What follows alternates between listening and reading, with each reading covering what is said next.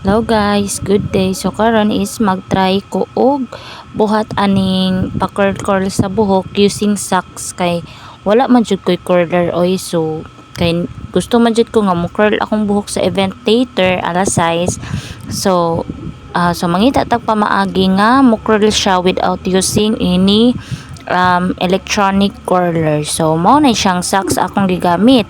And then ano siya, kaya naman jud may event unya later alas 6 kay mag-celebrate ang company og 30th anniversary and then need na to mo aura. Ayan, need na to og kanang kon sa ta uy, kanang wapa sa ta sa event la inside kayo no daghan kay mo nya ikaw mura ra kay yagit. So mao na siya. So nag-try ra jud ko ana kay nakita ra man sa jud nako na siya nya effective man pud. So gitry nako pero kabaw mo nga galagot ako anak kay ngano ultimo pagpugong maglisod pa.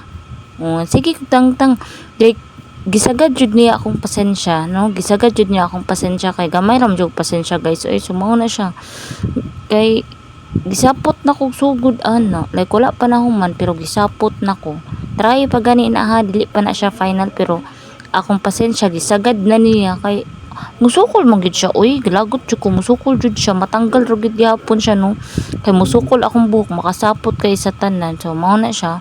Mana na siya. So try na to later ato sa na relax diha, try na to later kung mo effective ba siya og mo curl ba siya. So mao na siya. So later on, so mao na siya, mga 3 hours na nako siyang gi-rest. So try na to check kung effective ba gyud akong gibuhat or na prank ra ko ato no.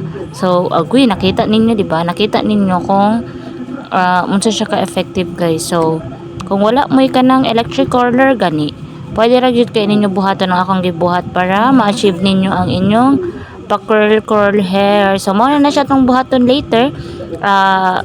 Mao na siya. So mao na atong buhok later no. So mao na siya guys. Ay update mo sa event later. Goodbye.